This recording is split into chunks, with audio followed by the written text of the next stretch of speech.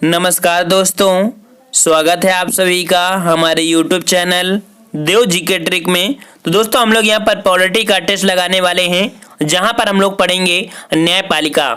और इस वीडियो में न्यायपालिका से संबंधित जितने भी क्वेश्चन बनने वाले हैं सभी क्वेश्चनों को यहाँ पर पढ़ेंगे, ताकि इस वीडियो को देखने के बाद न्यायपालिका से संबंधित किसी भी प्रकार की प्रॉब्लम आपको ना आए। तो चलते हैं यहाँ पर स्टार्ट करते हैं। अगर आपको पसंद आए तो वीडियो को लाइक जरूर करना, और अगर आपको बहुत ही ज्यादा पसंद आए तो चैनल को सब्सक्राइब भी करिएगा। तो चलते हैं यहाँ पर। आपका पहला पॉइंट कह रहा है भारत में उच्चतम न्यायालय की बात कर रहा है। भारत में उच्चतम न्यायालय के न्यायाधीश नियुक्त होने के लिए निम्नलिखित में से कौन सी अर्हता अनिवार्य नहीं है? अर्हता अनिवार्य नहीं है, ये सुप्रीम कोर्ट की बात कर रहा है। तो पहला पॉइंट आप कह रहा है भारत का नागरिक होना चाहिए। ये बिल्कुल आपका बात सही है, क्योंकि संविधान के अनुच्छेद 124 के थर्ड में कहा गया है कि किसी भी व्यक्ति को सर्वोच्च न्यायालय का न्यायाधीश नियुक्त होने के लिए निम्न योग्यता होनी चाहिए। क्या क्या? कि वह भारत का नागरिक हो। ठीक है। दूसरा पॉइंट कह रहा है आयु कम से कम 35 वर्ष होनी चाहिए।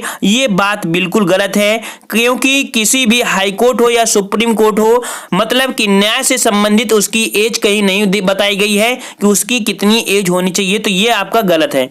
तीसरा पॉइंट दिया है 2 या 2 से अधिक उच्च न्यायालयों में कम से कम 10 वर्ष तक अधिवक्ता रह चुका हो। ये भी बात बिल्कुल सही है आपकी। चौथा पॉइंट आपसे कह रहा है वह एक पारंगत विधिवेत्ता हो, अर्थात राष्ट्रपति की निगाह में, अर्थात राष्ट्रपति की राय में पारंगत विधिवेत्ता भी हो। ठीक है ना। तो चारों ऑप्शन में आपके ये 3 सही है, लेकिन ये पॉइंट आपका गलत है। किसी भी हाई कोर्ट, सुप्रीम कोर्ट या किसी भी न्यायाधीश की एज के बारे में कहीं भी आपका जिक्र नहीं किया गया है। चलिए नेक्स्ट क्वेश्चन की ओर आते हैं। क्वेश्चन आपसे कह रहा है यहाँ पर सर्वोच्च न्यायालय के न्यायाधीशों के वेतन और भत्ते किस पर भारित होते हैं? यहाँ पर सुप्रीम कोर्ट की बात कर रहा है कि उनके जो न्यायाधीश होते हैं उनका वेतन भत्ते कहां पर होते हैं, कौन देता है? तो इनके जो वेतन भत्ते होते हैं भारत की संचित निधि से दिए जाते हैं। ठीक है, भारत की संचित की निधि से दिए जाते हैं।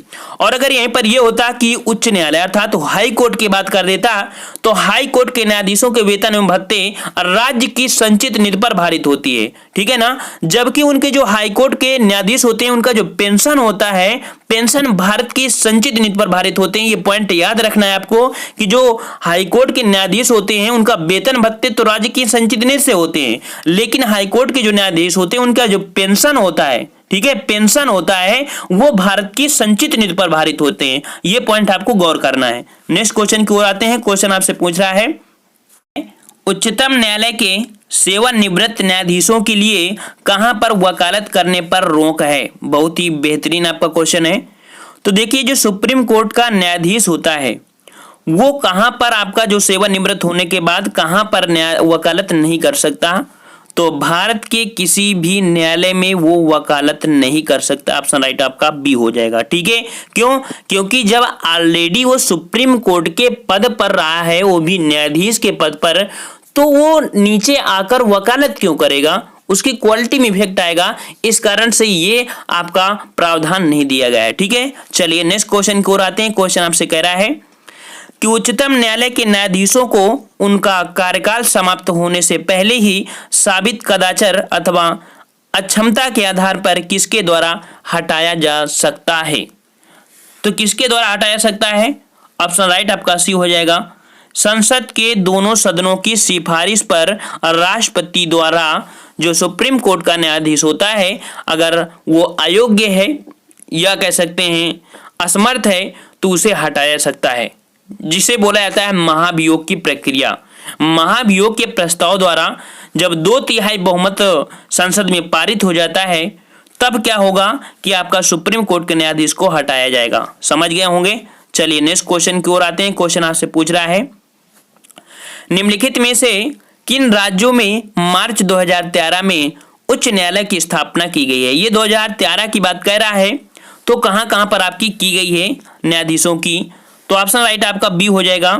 तो बी मतलब क्या कि आपका मेघालय में की गई है और आपकी त्रिपुरा में की गई है। ठीक है, मेघालय में और त्रिपुरा में। देखिए पूर्वोत्तर क्षेत्र जो कि पुनर्गठन अधिनियम आपका 1971 ईस्वी में संशोधन करके मेघालय और मणिपुर में और त्रिपुरा राज्यों के लिए मार्च 2013 में उच्च न्यायालयों की स्थापना की गई है। पहले पूर्वोत्तर में 7 राज्य गुवाहाटी के उच्च न्यायालय के क्षेत्राधिकार में थे, अर्थात जो 7 राज्य हैं, 7 सिस्टर हैं, वो गुवाहाटी का जो आपका उच्च न्यायालय है उसके अधीन पे रहते, उसके क्षेत्र में काम करते थे। परंतु नए उच्च न्यायालयों की स्थापना के पश्चात अब केवल असम, नागालैंड, मिजोरम और अरुणाचल प्रदेश इसके क्षेत्राधिकार में रह गए हैं, जो कि गुवाहाटी के अंतर्गत, ठीक है ना। और इसमें देश में उच्च न्यायालयों की संख्या 21 से बढ़कर 24 हो गई है। जो आपका गुवाहाटी है उसमें न्यायाधीश जो आपके रह गए हैं, कितने रह गए हैं, तो 21 से बढ़कर आपके 24 हो चुके हैं। ये भी पॉइंट आपको याद रखना है। नेक्स्ट क्वेश्चन की ओर आते हैं। क्वेश्चन आपसे कह रहा है कि निम्नलिखित को सुमेलित कीजिए, अर्थात यहाँ पर आपसे कह रहा है कि कुछ आपके राज्य हैं और उनका क्षेत्र है, अर्थात वो जो सुनवाई करते हैं कौन कौन का करते हैं, ठीक है ना, कहाँ पर उनका हाई कोर्ट है। तो देखिए आपका जो यहाँ पर पुदुचेरी है, पुदुचेरी, तो पुदुचेरी का जो सुनवाई करने का अधिकार है ये मद्रास है इसका हाई कोर्ट, ठीक है ना। जो आपका अंडमान निकोबार द्वीप है इसका आपका कोलकाता सुनवाई करता है। जो लक्षद्वीप है तो लक्षद्वीप का जो हाई कोर्ट है वो आपका केरल के अधीन है।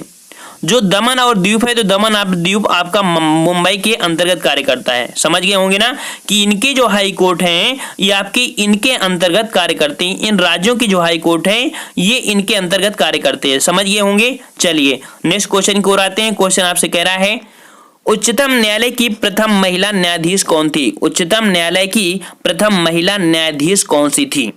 सबको पता होगा। इसका राइट आंसर क्या हो जाएगा?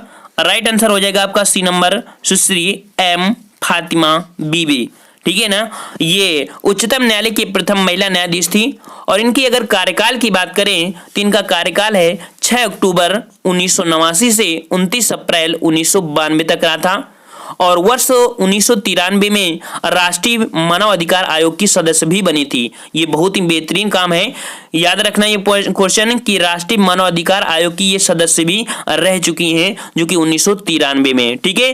क्यों? क्योंकि राष्ट्रीय मानव अधिकार आयोग की जो सदस्य बनते हैं वो जब उच्चतम न्यायालय से रिटायर हो जाते हैं तब उनको कार्यभार संभालना पड़ता है राष्ट्रीय मानव अधिकार का। नेक्स्ट क्वेश्चन की ओर आते हैं। क्वेश्चन आपसे कह रहा है भारतीय संविधान के किस अनुच्छेद के अंतर्गत केंद्रीय प्रशासनिक अधिकरण जो कि कैट के निर्णय को उच्चतम न्यायालय में चुनौती दी जा सकती है? ये दी जा सकती है, ऑप्शन राइट आपका ये हो जाएगा अनुच्छेद 323 के का के अंतर्गत यहाँ पर केंद्रीय प्रशासनिक अभिकरण के निर्णय को उच्चतम न्यायालय में चुनौती दी जा सकती है। ओके, चलिए नेक्स्ट क्वेश्चन की ओर आते हैं। क्वेश्चन आपसे पूछ रहा है जिला न्यायालयों को न्यायाधीशों की नियुक्ति किसके द्वारा की जाती है? जिला न्यायालयों के न्यायाधीशों की नियुक्ति किसके द्वारा की जाती है? जो जिला न्यायालय होते हैं उनके न्यायाधीशों की नियुक्ति कौन करता है? ऑप्शन ए हो जाएगा राज्यपाल करता है। कौन करता है? राज्यपाल करता है। जिला के जो न्यायाधीश होते हैं राज्यपाल के द्वारा उस राज्य के उच्चतम न्यायालय से परामर्श के पश्चात, मतलब जो राज्यपाल नियुक्त करता है तो उस राज्य के उच्च न्यायालय से परामर्श लेता है और संविधान के अनुच्छेद 233 के सेकंड के अनुसार कोई भी व्यक्ति जिला न्यायाधीश नियुक्त होने के लिए तभी पात्र होगा जब वह कम से कम 7 वर्ष तक अधिवक्ता रह चुका हो। उच्च न्यायालयों के अधीन एवं उनके नियंत्रण में कार्य करने वाले न्यायाधीशों की अधीनस्थ न्यायालय कहते हैं। यह भी याद रखना कि जो उच्च न्यायालय के अधीन एवं उनके नियंत्रण में कार्य करने वाले न्यायालय होते हैं उनको अधीनस्थ न्यायालय कहते हैं। और इनका जो उल्लेख हुआ है अधीनस्थ न्यायालय का, ये संविधान के भाग 6 में अनुच्छेद 233 से 237 तक किया गया है, ठीक है ना। नेक्स्ट क्वेश्चन की ओर आते हैं। क्वेश्चन आपसे पूछ रहा है निम्न में से कौन सी रिट ऐसी होती है जो केवल किसी सरकारी पदाधिकारी के विरुद्ध जारी की जा सकती है? इस रिट का नाम है आपका परमादेश। क्या नाम है? इस रिट का नाम है परमादेश, ठीक है। परमादेश का अर्थ क्या होता है? बहुत बार आपने पढ़ा होगा परमादेश।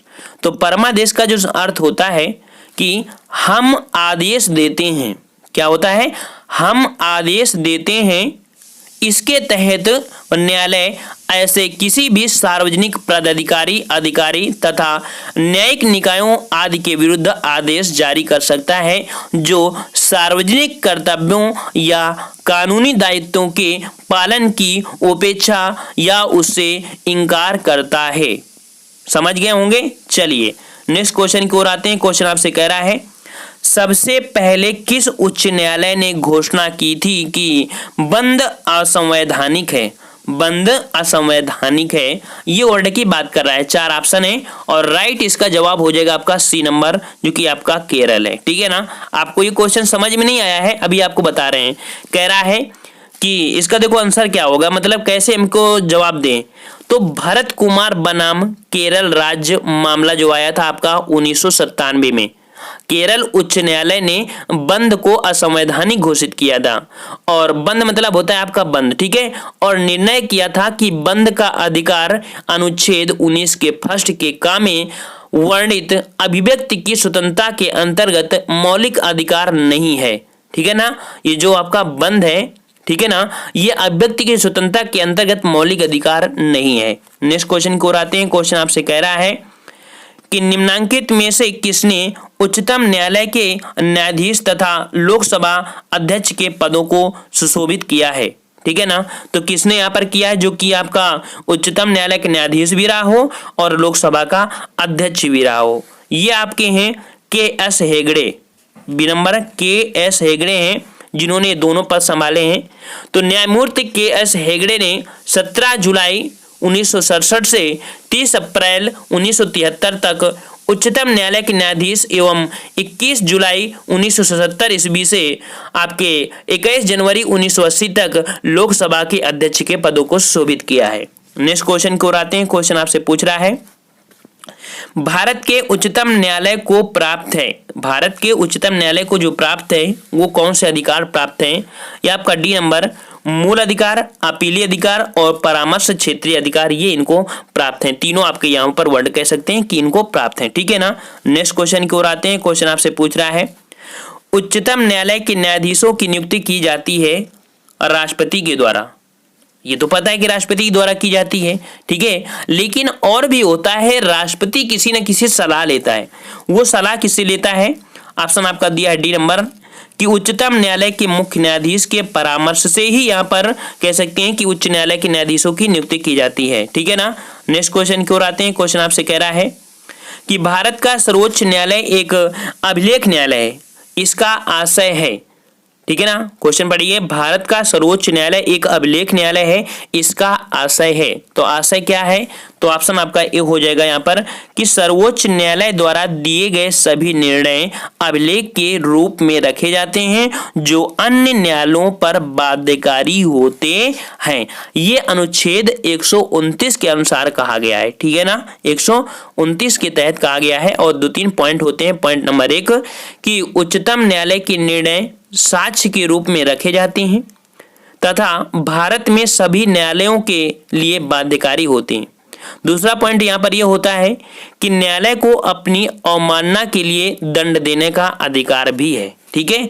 चलिए नेक्स्ट क्वेश्चन की ओर आते हैं। क्वेश्चन आपसे पूछ लिया है कि भारत के सर्वोच्च न्यायालय के कार्यवाहक मुख्य न्यायाधीश की नियुक्ति करता है। जो कार्यवाहक मुख्य न्यायाधीश होते हैं उनकी नियुक्ति कौन करता है? तो इनकी जो नियुक्ति करता है वो भी आपका राष्ट्रपति ही करेगा।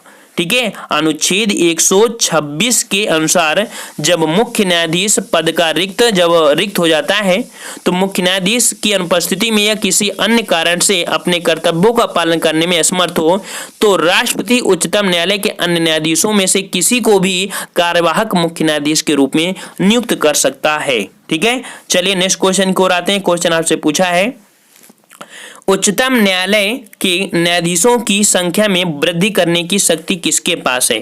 तो उच्चतम न्यायालय के न्यायाधीश की अगर वृद्धि करना है संख्या में, यह अधिकार किसके पास है?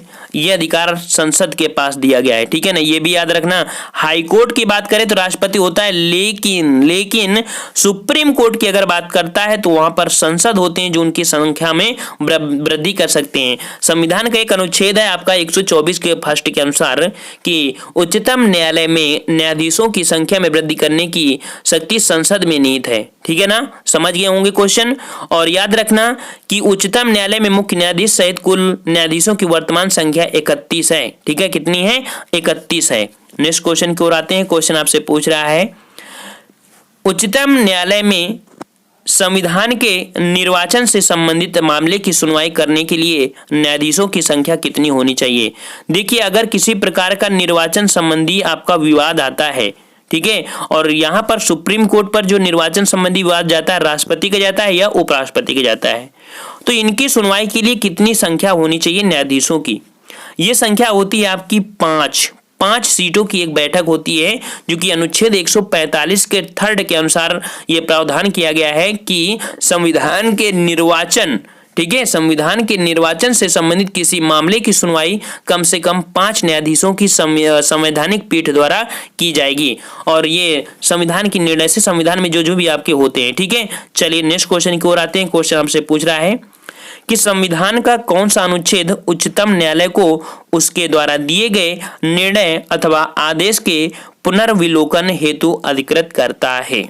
ये करता है आपका अनुच्छेद 137, ठीक है। अनुच्छेद 137 के अनुसार उच्चतम न्यायालय को अपने निर्णयों या आदेशों के पुनर्विलोकन का अधिकार दिया गया है। नेक्स्ट कह रहा है आपसे क्वेश्चन, यहाँ पर क्वेश्चन आपसे कह रहा है उच्चतम न्यायालय द्वारा आज तक की दूसरी सबसे बड़ी संविधान पीठ किस केस में बनी थी? तो देखना क्वेश्चन, इसका जो जवाब है क्या, क्वेश्चन आपसे कह रहा है उच्चतम न्यायालय द्वारा आज तक की दूसरी सबसे बड़ी संवैधानिक पीठ किस केस में बनी थी? जो सबसे बड़ी केस बनी थी वो आपकी बनी थी, आपकी यहाँ पर राइट आंसर हो जाएगा ए नंबर, गोलकनाथ केस में। ये गोलकनाथ केस क्या है? तो गोलकनाथ बनाम पंजाब राज्य मामले, जो कि 1967 में आया था, 1967 में हुआ था, जिसमें से 11 न्यायाधीशों की संवैधानिक पीठ बनाई गई थी, जो उच्चतम न्यायालय की दूसरी सबसे बड़ी संवैधानिक पीठ है। अगर यहीं पर बात करें कि इसके पहली कौन सी थी, तो सबसे बड़ी जो पीठ थी वो आपकी 13 न्यायाधीशों की संवैधानिक पीठ बनी थी। ये कब बनी थी? तो केशवानंद भारती बनाम केरल राज्य मामला, जो कि 1973 में बनाया गया था, ठीक है ना, समझ गए होंगे। चलिए नेक्स्ट क्वेश्चन की ओर। क्वेश्चन आपसे कह रहा है कि उच्चतम न्यायालय मामलों की सुनवाई नई दिल्ली में करता है, परंतु किसी अन्य स्थान पर भी सुनवाई कर सकता है। ये अन्य जगह भी आपका, जो आपका सुप्रीम कोर्ट है, अन्य जगह भी आपका जा सकता है, मतलब कि दिल्ली में है, लेकिन ऐसा नहीं कि सिर्फ दिल्ली पर ही रहे, इसे कहीं दूसरी जगह भी ट्रांसफर किया जा सकता है, ठीक है ना। तो ये किसके अनुमोदन के बाद? ये जो आपका अनुमोदन होगा तो राष्ट्रपति के अनुमोदन से, ठीक है। उच्चतम न्यायालय दिल्ली में स्थित है और यह सभी न्यायालयों की सुनवाई यहीं पर करता है, परंतु संविधान का अनुच्छेद जो आपका 130 है, तो 130 के तहत यह प्रावधान है कि सर्वोच्च न्यायालय का मुख्य न्यायाधीश राष्ट्रपति के अनुमोदन से दिल्ली के अतिरिक्त किसी अन्य न्याय स्थान पर भी सर्वोच्च न्यायालय की बैठक के संबंधी निर्णय ले सकता है, मतलब दूसरी जगह आपका। अभी हैदराबाद इसको ट्रांसफर करने के लिए बात आई थी, लेकिन अभी ऐसा हुआ नहीं है।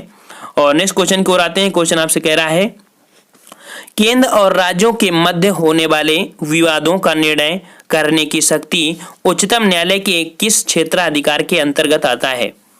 तो ये जो आपका आता है केंद्र और राज्यों के मध्य होने वाले जो विवाद का निर्णय होता है, तो इस शक्ति का उच्चतम न्यायालय की किस क्षेत्राधिकार के अंतर्गत आता है?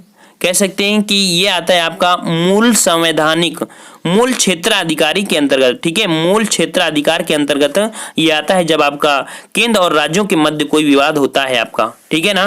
नेक्स्ट क्वेश्चन की ओर आते हैं। क्वेश्चन आपसे कह रहा है यहाँ पर निम्नलिखित में से किसे अभिलेख न्यायालय कहा जाता है? तो अभिलेख न्यायालय कहा जाता है सी नंबर उच्च न्यायालय को और उच्चतम न्यायालय को, ठीक है ना। जो उच्च न्यायालय को अभिलेख कहा गया है वो अनुच्छेद 129 में कहा गया है, और उच्चतम न्यायालय को जो बोला गया है तो 215 के तहत ये इनको उच्च न्यायालय का प्रदान किया गया, मतलब अभिलेख न्यायालय, ठीक है। नेक्स्ट कह रहा है आपसे कि जनहित याचिकाओं की शुरुआत किसके द्वारा की गई है? जनहित याचिकाओं की शुरुआत किसके द्वारा की गई है? ये की गई है आपकी न्यायिक पहल द्वारा, ठीक है, न्यायिक पहल द्वारा किया गया है। बात आती है कि जनहित याचिका कब शुरुआत हुई थी? तो जनहित याचिका का जो प्रारंभ हुआ था 1980 के दशक में अमेरिका में हुआ था, और इसे भारत में प्रारंभ करने का श्रेय उच्च न्यायालय के पूर्व न्यायाधीश PN भगवती एवं BR कृष्ण अय्यर को दिया जाता है, ठीक है ना।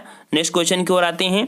क्वेश्चन आपसे कह रहा है यहाँ पर कि संविधान के किस अनुच्छेद के अंतर्गत न्यायालयों द्वारा संसद की कार्यवाहियों की जांच करना प्रतिबंधित है? फिर क्वेश्चन पढ़िए, संविधान के किस अनुच्छेद के अंतर्गत न्यायालयों द्वारा संसद की किसी कार्यवाही की जांच करना पड़ेगा, अर्थात संसद की कार्यवाही यहाँ पर जांच नहीं कर सकते वो लोग। ठीक है, किस आर्टिकल? तो ऑप्शन आपका हो जाएगा यहाँ पर 25 का बी नंबर, अनुच्छेद 122 के अनुसार न्यायालयों द्वारा संसद की कार्यवाही की जांच न किए जाने का प्रावधान किया गया है। ठीक है, और ये इनके कार्य समय जब वो रहते हैं तब की बात हो रही है। नेक्स्ट कह रहा है न्यायिक पुनरावलोकन प्रचलित है। न्यायिक पुनरावलोकन प्रचलित है, और ये प्रचलित है आपका जो कि आपका डी नंबर, भारत और अमेरिका दोनों में न्यायिक पुनरावलोकन प्रचलित है। न्यायिक पुनरावलोकन का प्रावधान जो आपका है वो भारतीय संविधान में और अमेरिका के संविधान से लिया गया है। ठीक है ना। और नेक्स्ट क्वेश्चन की ओर आते हैं। क्वेश्चन आपसे पूछ रहा है कि उच्चतम न्यायालय के न्यायाधीशों का वेतन निर्धारण किया जाता है। जो उच्चतम न्यायालय के न्यायाधीश होते हैं उनका जो वेतन का निर्धारण करता है वो कौन करता है? ये करते हैं आपके संसद द्वारा। ठीक है ना। उच्चतम न्यायालय के जो न्यायाधीश होते हैं उनका वेतन संसद द्वारा निर्धारित किया जाता है, जो कि अनुच्छेद आपका 125 के फर्स्ट के अनुसार होता है, और जो संसद विधि द्वारा निर्धारित किए जाते हैं। नेक्स्ट क्वेश्चन आपसे कह रहा है कि विधायी शक्तियों की संघीय सूची में सम्मिलित किसी विषय के संबंध में भारत के उच्चतम न्यायालय के क्षेत्राधिकार को बढ़ाने का अधिकार दिया जाता है। ये अधिकार जो दिया जाता है उच्चतम न्यायालय के क्षेत्राधिकार को बढ़ाने का अधिकार देते हैं, ये अधिकार देते हैं कौन? ऑप्शन राइट आपका सी हो जाएगा, संसद है। अर्थात कि उच्चतम न्यायालय के क्षेत्राधिकार को बढ़ाने का जो अधिकार है वो संसद को प्रदान है। ठीक है ना। और नेक्स्ट क्वेश्चन की ओर आते हैं। क्वेश्चन आपसे कह रहा है निम्न में से कौन सी एक यह याचिका अधीनस्थ न्यायालयों की कार्यपद्धति का परीक्षण करती है? तो एक याचिका आपकी है जो कि अधीनस्थ न्यायालयों की कार्यपद्धति का परीक्षण करती है, और ये करती है सी नंबर आपका उत्प्रेषण एवं प्रतिषेध। इसे उत्प्रेषण होता है एवं प्रतिषेध होता है। ठीक है, उत्प्रेषण और प्रतिषेध ये दो रिटें होती हैं जो अधीनस्थ न्यायालयों के विरुद्ध जारी की जाती हैं। यहाँ पर प्रतिषेध जो रिट होती है, प्रतिषेध रिट। ठीक है, तो प्रतिषेध रिट कार्यवाही के दौरान कार्यवाही को रोकने तथा यहाँ पर जो उत्प्रेषण रिट है तो उत्प्रेषण रिट कार्यवाही की समाप्ति या निर्णय को रद्द करने के लिए जारी किए जाते हैं। नेक्स्ट क्वेश्चन की ओर आता है। क्वेश्चन आपसे कह रहा है संविधान के अंतर्गत उच्चतम न्यायालय से विधि के प्रश्न पर सलाह लेने का अधिकार है। ठीक है ना। संविधान के अंतर्गत उच्चतम न्यायालय से विधि के प्रश्न पर सलाह लेने का अधिकार है। सिंपल भाषा में कह सकते हैं कि उच्चतम न्यायालय से परामर्श लेने का जो अधिकार होता है विधि के लिए वो किसके पास होता है? ये होता है आपके राष्ट्रपति के पास। ठीक है, राष्ट्रपति के पास ये अधिकार है कि उच्चतम न्यायालय से वो सलाह ले सकता है, जो कि अनुच्छेद 143 होता है। अनुच्छेद 143 के तहत राष्ट्रपति किसी भी विषय पर उच्चतम न्यायालय से सलाह मांग सकता है। ठीक है ना। और न्यायालय सलाह देने के लिए बाध्य नहीं है, किंतु यदि मांगी गई सलाह का संबंध संविधान से लागू 26 जनवरी 1950 से होने वाले किसी विषय से है तो सलाह देना अनिवार्य भी होता है। ठीक है ना। चलिए नेक्स्ट क्वेश्चन की ओर आते हैं। 31 नंबर क्वेश्चन आपसे कह रहा है भारत में न्यायिक सक्रियता का संबंध है। भारत में न्यायिक सक्रियता का संबंध है, ये संबंध है आपका जनहित याचिका से है। जनहित याचिका से आपका है। यहाँ पर न्यायिक सक्रियता का होती क्या है? तो न्यायिक सक्रियता का अर्थ है कि जब न्यायपालिका अपनी न्यायिक भूमिका से आगे बढ़कर कार्यपालिका या विधायिका की भूमिका में हस्तक्षेप करने लगे तो इसे न्यायिक सक्रियता कहते हैं। और भारत में न्यायिक सक्रियता का स्रोत संविधान नहीं है, बल्कि इसका संबंध जनहित याचिका से संबंधित है। मतलब ये संविधान से कोई नहीं है, इसका जनहित याचिका से संबंध है। ठीक है। और नेक्स्ट क्वेश्चन आपसे कह रहा है जो कि अब आपका चैप्टर आ चुका है स्थानीय सुशासन, जो कि बहुत ही महत्वपूर्ण है। पंचायती राज व्यवस्था वगैरह वगैरह ऐसी चीज़ें आपकी बहुत पूछी जाती हैं एग्जाम में। तो अगला जो वीडियो होगा आपका पॉलिटी का वो आपका होगा स्थानीय सुशासन। तो इसका आपका जो क्वेश्चन है, क्वेश्चन आपसे कह रहा है भारत के संविधान में पंचायतों तथा नगर पालिकाओं से संबंधित 73वें और 74वें संवैधानिक संशोधन के समय भारत के प्रधानमंत्री कौन थे? 4 ऑप्शन है और आपको कमेंट करके बताना है कि इसका राइट आंसर क्या होगा। और अगला जो वीडियो होगा हमने बता दिया स्थानीय सुशासन होगा जो कि पॉलिटी से है। और अगर आप यहाँ पर तैयारी करना चाहते हैं बेहतरीन तो आप कर सकते हैं, क्योंकि हम चैप्टर वाइज लेके आते हैं, करीब पूरा का पूरा निचोड़ ले आते हैं, ठीक है। और जैसे ही सिलेबस इसका आएगा तब आपको प्रैक्टिस सेट लाना स्टार्ट कर देंगे, बिल्कुल आपको लगाते चले जाएंगे। तो फ्रेंड्स, अगर आपको वीडियो अच्छा लगा है तो वीडियो को लाइक करिए, शेयर करिए और चैनल को सब्सक्राइब भी कर लीजिए। धन्यवाद। जय हिंद, जय भारत।